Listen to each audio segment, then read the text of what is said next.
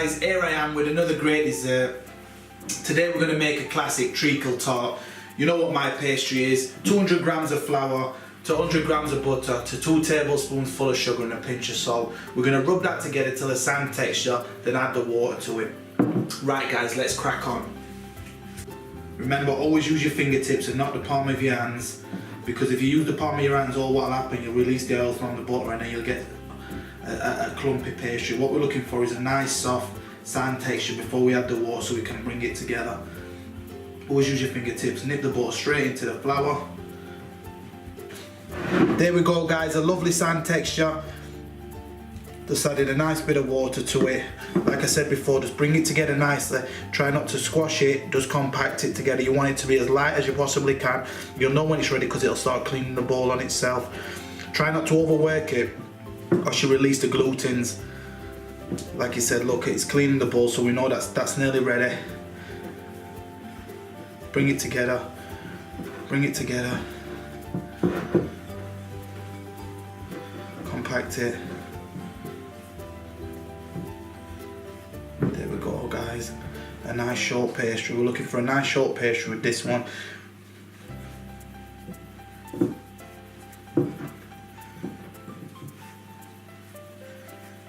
Bring it together nicely. As you can see, nice and freezable. When this will be a bit more difficult to roll than if you put too much liquid in. The only reason I've done it like that, because it's a treacle tart, I want it to have a flaky base to it. So there we go guys, that can go in the fridge for 10, 15, 20 minutes if you want it harder, before you pour it and put it in your tin. Guys, it's had 20 minutes in the fridge. We've lightly floured the surface. We're going to roll it out nice and gently. Remember what I said to you before, this is a nice flaky pastry. Keep the pastry moving on the table.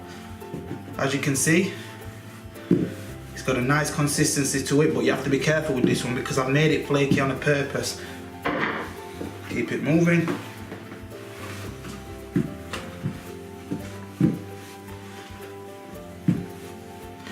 And don't worry, it's very forgiving. You can, once it's in the tray, you can always patch it. As long as your pastry is neat when it comes out of the oven, that's the most important thing. But like I said, try not to roll back over itself, like I've just done there. Try and just keep it in one direction.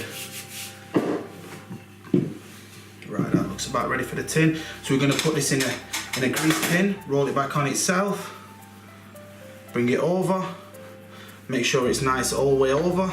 Like I said before, never push a pastry in, always lift and press. Lift and press. That's the key, because the pastry is, flour is full of gluten, so when you work it or overstretch it, it's like elastic. So you got to remember, when you're doing this, instead of forcing the pastry, let it go in its natural way, and that gives you a better finish.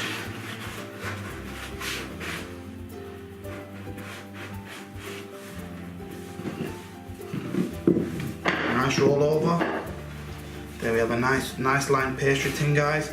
We're going to blind bake this for 25 minutes and then I'm going to make my treacle mixture. There's plenty of different things you can use to blind bake your pastry. What I've done, I filled my pastry with cling film because I feel it gets into the corners better, and used an arborio rice just so I can blind bake it and weight down the pastry. So we're going to fold that over at the edges. I've doubled up on the cling film so that so it doesn't snap, because what happens is when it's been in the oven it gets a bit tight, but it's still very strong. And you can put this straight into the oven. There's no problems putting cling film in the oven. Now that's going to go into the oven at about 160, and we're going to bake that for 15 to 20 minutes to get a nice hard surface. Then we're going to take the rice out, put it back in for a further 5-10 till it goes nice and golden brown, and that's basically your pastry done. Right guys, we're going to make the filling now. As you can see, we've got a beautiful baked pastry. So we're going to add 300 grams of golden syrup.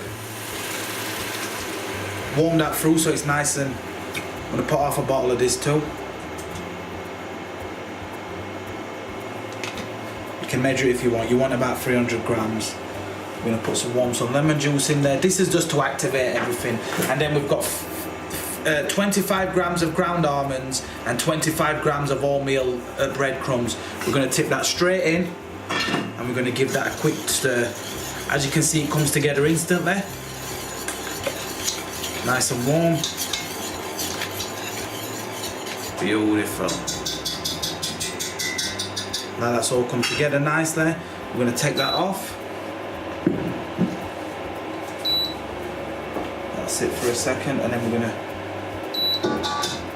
crack 2 eggs in straight into it. Give that a quick beat.